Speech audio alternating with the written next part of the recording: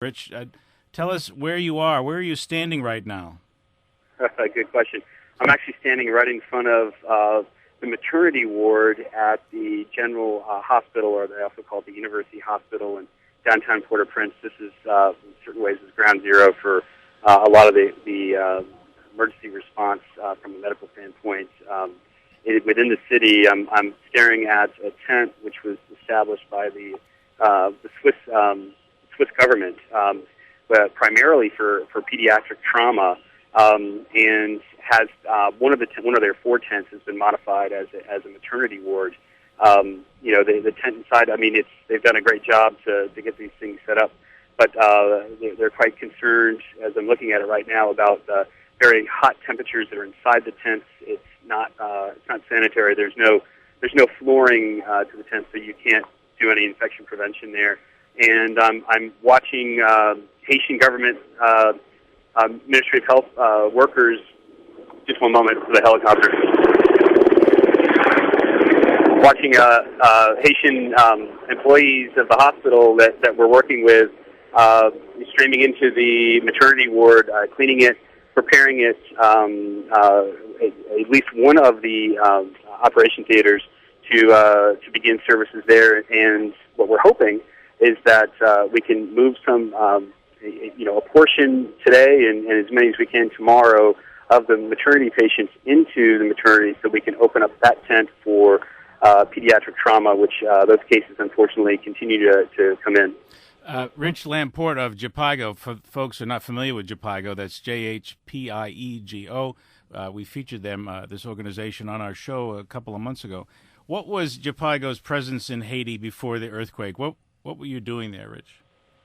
Well, Jhpiego's mission is to prevent the needless death of women and children. There's a lot that we know about preventing maternal mortality, infant mortality, child mortality, and we were working on those issues. And actually, we've been in country for 15 years, and we're really our mission is about building the Haitian capacity to be able to, one, produce the healthcare workers locally that they need, because there's a chronic shortage, and two, provide the latest and greatest information about the kinds of techniques that are most effective from around the world, so that they don't have to reinvent the wheel here in Haiti. So that's primarily what we've been working on. I heard you reference Haitian medical staff, medical personnel helping there at the hospital where you're located, Rich. I thought Max Hilaire from Morgan State might have a question about that, because we were just discussing whether the government itself there, local government, is able to provide any assistance, any relief there. What is the presence of I don't know, Haitian authority, police, medical in Port-au-Prince? To be honest, I've been impressed. Arrived last Thursday, or Friday, it's hard for me to tell now. But I saw a Haitian police presence right away, and it looked like some effective presence. It's not like they have control of the whole city by any stretch. Within the hospital itself, there was personnel here, as one, of course, when the earthquake hit. But I've spoken with 3 people this morning that were here the day afterwards and have been working straight through.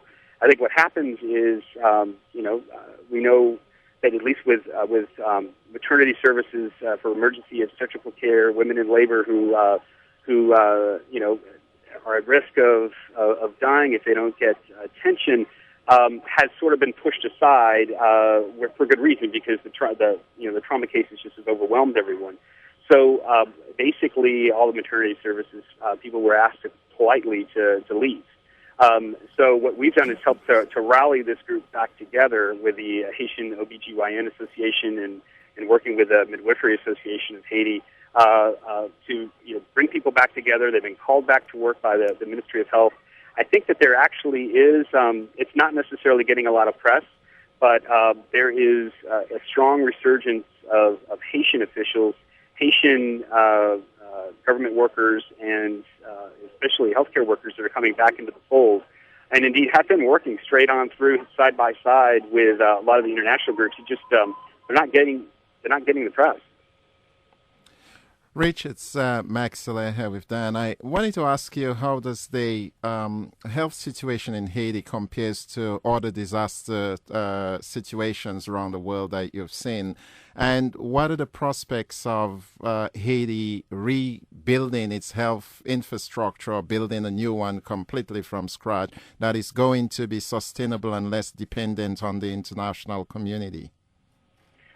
Great question. I mean, I can only speak from my experience.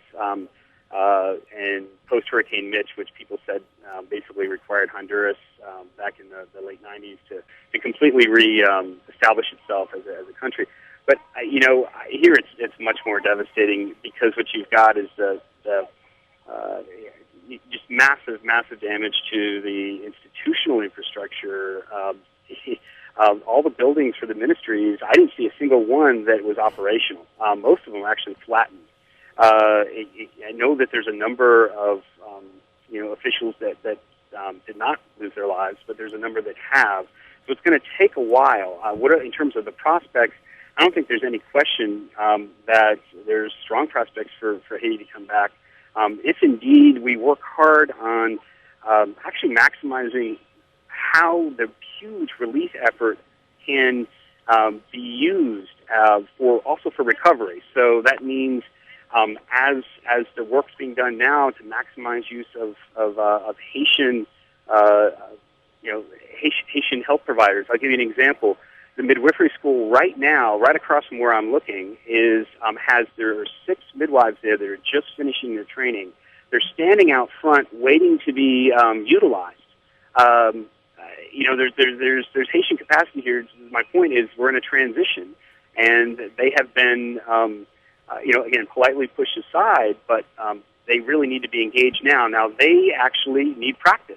And so part of what Jhpiego is doing is providing support, supervision, mentoring, and, systems which have been, adapted, refined in multiple countries to be able to address needs. So I would say I'm encouraged that at least the health system, with time, can come back. Rich Lamport is speaking with us from Port-au-Prince. He's with Jhpiego. That's Jhpiego. That's the International Health Organization affiliated with Johns Hopkins University with a specialization in maternal health and pediatric health. Thank you, Rich, for speaking with us. I hope we can connect again.